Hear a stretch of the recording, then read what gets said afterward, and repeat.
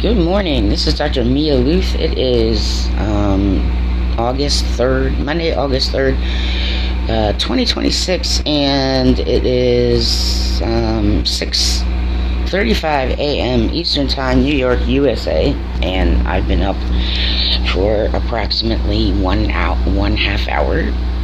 And yes, I rolled out of bed looking like this. You get like morning face right at you. And there is something that I'm a part of a nonprofit program that helps people who don't have, a large support system, family, or families unable to, help them full time, whatever. So I am a resident here, and I'm having what I have described with them something called a code red day already. Been away for 35 minutes and already because last night I've been planning to get hip surgery, and the thing about that is I have to do x-rays, pre-labs, and something else I can't even remember. A pre-op doctor appointment and an EKG within a month of getting the surgery. So I still haven't. This program is not able to help people properly. Okay, just not.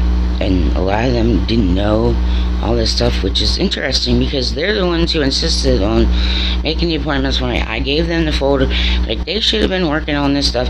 Alright, well, all I can say is that now I'm under pressure to get all that done by August 17th.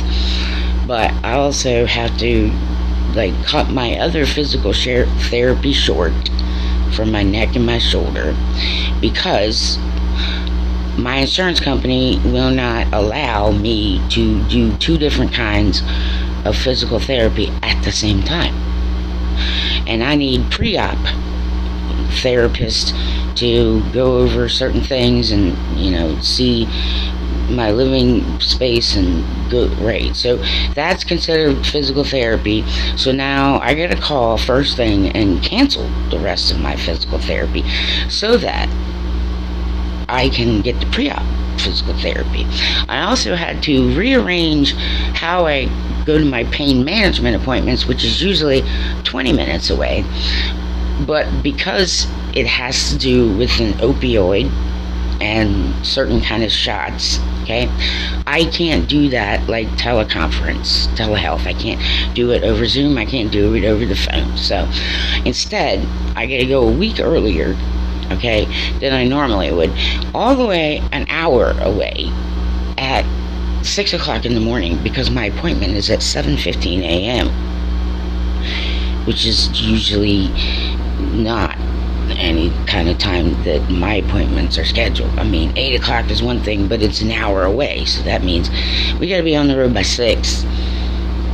The good news is that we can take the I-95 because traffic doesn't start picking up until around 7, work traffic. So anyway, so there's this, and I also have to get a new crown, and I gave paperwork to my case manager, and that paperwork is supposed to be dropped off the same day I got my stuff so that the insurance company could look at it, okay, and go get and then give my dentist permission to cap this because it's a temporary. I had to go to an endodontist first, and I'm a little higher risk in surgical procedures, so I have to see certain people and yada blah blah. So I get extra crap that other people may not get to do. And insurance companies can take a week or two to decide whether or not they'll cover something. So alright, anyway, so I'm supposed to get this crown done. Well, we're going at 2 weeks, and last week I said point blank, we need to get this I can't make an appointment to go get my crown until they get the paperwork. Well, we finally got the paperwork there, and I get a phone call that says, oh, sorry, the insurance company doesn't like the x-rays that the endodontists took, so we need you to just pop on in on Wednesday and retake the x-rays. I'm like, I'm getting x-rayed, I'm getting x-rayed to the point where I'm like, you're probably damaging me in various ways. Okay, enough is enough.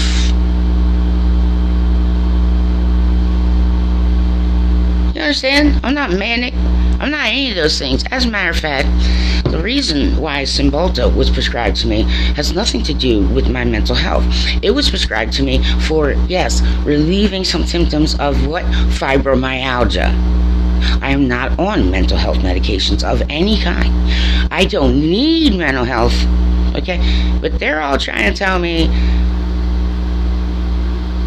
other stuff, because they don't understand somebody with a 120 and higher IQ.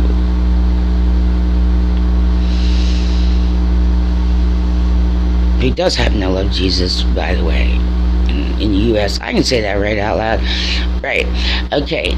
You understand? So, now, there is a client who gets up, way early and walks around the neighborhood. And usually, there's other clients 2 doors down from me who are awake fairly early too. Well, they weren't at this point in time, and he came a little early. Usually 6:30. No, 6:05 sharp. This guy's banging on my window and standing in the rain. So I gotta, stop what I'm doing. Alright? And, sometimes I just don't move and he doesn't see me. But, and let him in. He's like, you got a lighter? And so I got to give him a lighter just to make him go, because I can't let him light his cigarette off the gas stove here, because he'll smoke in the house and it's not okay. So, yeah, blah, blah. Then I gotta, give the guy a plastic bag, because he's got all this stuff hanging out and it's all getting wet and yada. So now he's got my lighter. Okay, right. So I tell him, go over to the program, sit under the, they have like a porch, and, stay dry, and yada, blah, blah. I gotta kind of force him away, yada, blah. Already this morning, right. First thing, not a second to myself. And then I gotta, in about an hour or so, I get a call the nurse, and explain to the nurse, you may not know what a code red day is, but you just let Alyssa and Tina and these people know, all these people know, Iron Me is having a code red day. And yeah, you need to tell me more about how my surgery is getting scheduled. And so you guys didn't seem to know this. Well, how would I know it? I've never done this before, you understand? It's not something I'm totally familiar with. And all insurances work different, and it is unacceptable in this country the way all this works out. I don't care how it works in any other country. I don't care how people think it works. I'm telling you exactly how things happen. So, aside from that, right, still don't have a crown appointment. Got to do pre-op physical therapy, which I didn't know, right? But they want to move me to a place that has no stairs, which would be very helpful. But unfortunately, you see, they haven't done that yet, even though I was told it would only take about 2 weeks, and that was about 2.5 weeks ago. Yeah, because I'm waiting for a couch, and somebody there thought my surgery was September 17th. So they're dawdling around, and, it's just, I'm like, well, when it affects your life, you guys will do stuff, yeah, but when it doesn't, it's just, I'm like, do your jobs. I need them to do their jobs, all right? Everybody do your jobs.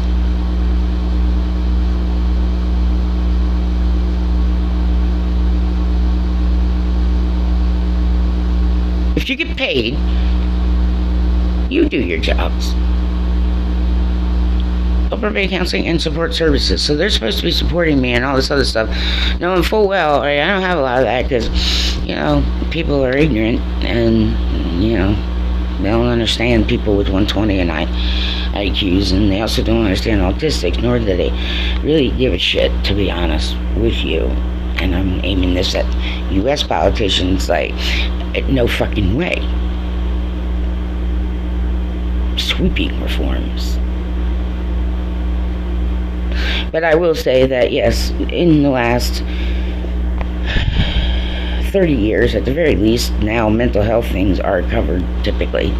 That was not the case way back when. And I had a pre-existing condition, and my regular work insurance that I got, that wasn't covered. So I was just having to handle it in different homeopathic and any other kind of way I could figure out, right? Because they didn't cover it. Insurance didn't cover a pre-existing condition. So, you really want to shorten my life, why don't you just walk up and shoot me? Dead straight. One in the forehead, one in the heart. Instead of going through all this bullshit. Because a lot of it is total and utter crap. So, anyone from outside the United States, well, I would say that the American medical systems and health insurance systems are killing U.S. Americans at a breakneck pace. Just wanted you to know.